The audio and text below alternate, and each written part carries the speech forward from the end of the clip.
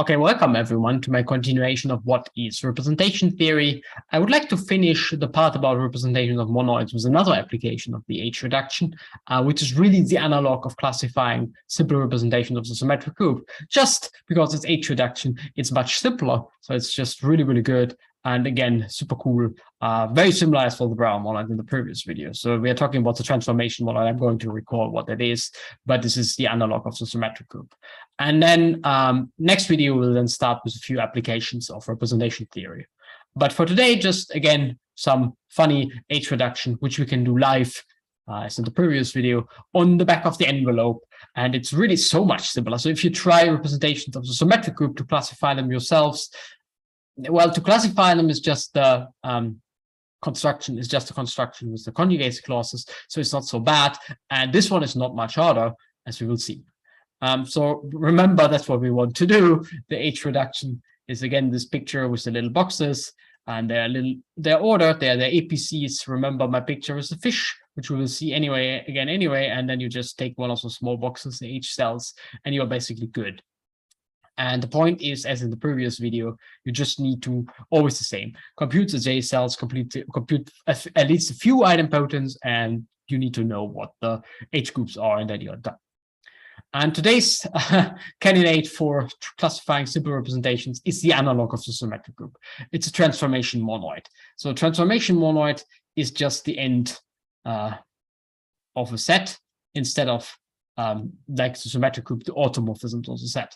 And I will draw these diagrams. A really simple idea. I have this one-line notation. So each element tells me where 1 goes, where 2 goes, where 3 goes, where 4 goes. So 1 goes to 2, 1 goes to 2, 2 goes to 3. 3 goes to 1, 4 goes to 3. Oh, and now they merge. So I have this little merge diagrams.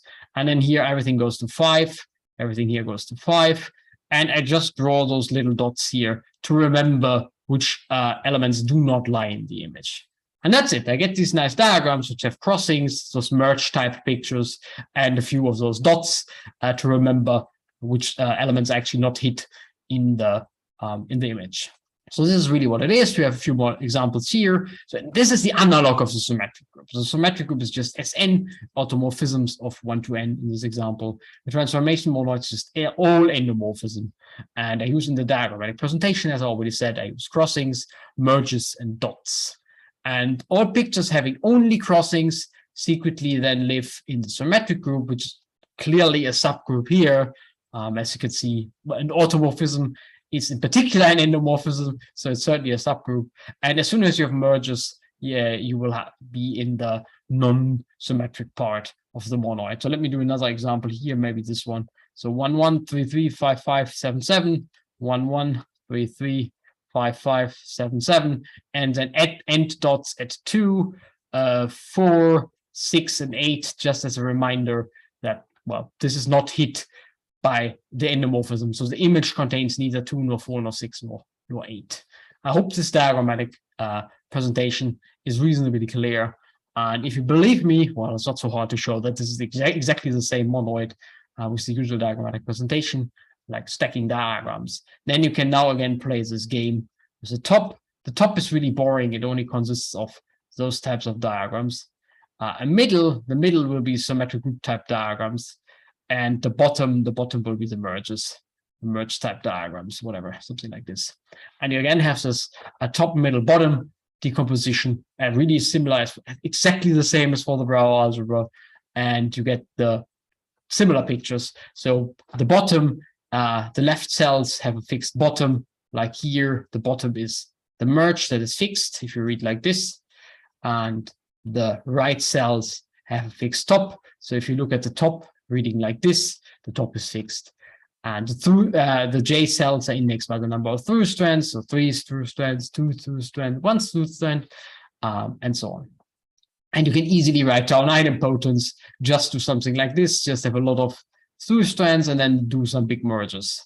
And this will be an idempotent basically by construction. So it's really, really a similar picture. And we are already done. That's kind of the magic of H reduction. So we are done. We can now classify simple representations of the transformation monoid.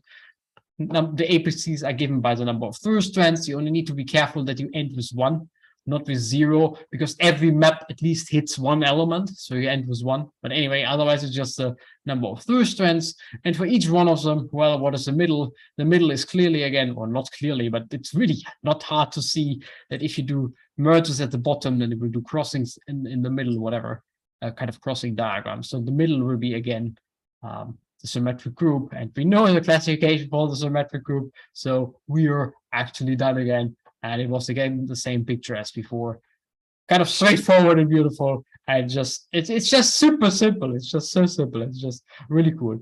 So yeah, that's done. The classification of a simple representation of the transformation monoid, again on the back of an envelope. And as I already said last video, you can do 1 million examples in the same spirit, and H reduction is just so good and so powerful, and it always classifies the simple representations for you.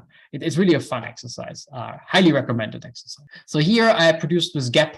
The code is down in the description. Some of those J pictures for T3, T4, T5, but they get a little bit complicated.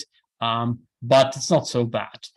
For example, you can actually do a little bit more than I did here. You can also count how many columns or rows you have. So the number of rows, for example, is just n choose lambda. Counting the number of columns is a bit more complicated, not too much. Why is it n choose lambda? Well, the rows are the right cells. The right cells are indexed by top diagrams. The top diagrams are just dot placements. And yeah, you have as many dot placements as a binomial, because that's exactly what the binomial counts. So the number of rows will be this number. And you can do now better, actually. You can not just classify simples, but in this case, you can actually, and it's not so hard, a bit more complicated because H reduction is just too good, but not much more. You can actually calculate what the simples are using here complex numbers as a ground field, just to be safe. And it works as follows. So we already know from H reduction that we need to look at those little cells, and the H cells will be S lambdas. So we just have a simple representation of S lambda that I call K. And this will then index the simple representations of the corresponding cell, right? So, and then you're basically just the following statement. There's the two cases. So if it's not the sign representation of S lambda, which are kind of everything except the sign representation, then actually the induced module from the H cell to the whole beast is really irreducible. And the dimension of the simple module is just, well, the number you pick up just from the matrix itself and the dimension you already started with. That's just a pretty simple statement. And it's kind of cool. So it's kind of saying that almost the whole simple modules of the of Tn are actually already controlled by the symmetric group and kind of the combinatorial properties of the cell structure. It's not quite true. The sign representation plays a little bit the party pooper and is smaller than you would expect it to be. So for the trivial, for example, dim k is 1, so it's just a binomial. And for the sign representation, you would hope dim k is 1, so it should be just a binomial. But as you can see, it's a little bit smaller than you would expect it to be. Well, maybe not a little bit. It's smaller than you would expect it to be. So it plays a little bit of a party pooper. So it's not quite that everything is really determined by the combinatorial structure of the cells and what we already know from the symmetric group. It's slightly flawed in the sense that the sign representation, as I said, plays a little bit of the party pooper. Again, this is not really hard to show. It takes you a little bit longer to show it, but it's not super hard. Anyway, so we have seen again an example of H reduction, and I kind of wanted to finish by showing you the analog of the representation theory of the symmetric group, which is the representation theory of the transformation monoid. And as I showed you, it's basically given by, well, the apex picture, the through strand picture, and then the slight catch with a sign representation, which doesn't induce the way you want it to. It's slightly off, but otherwise it's really beautiful and kind of pretty nice result, and not so hard to prove, in particular using H reduction, pretty powerful. Anyway, I hope you enjoyed the video, and I also hope to see you next time.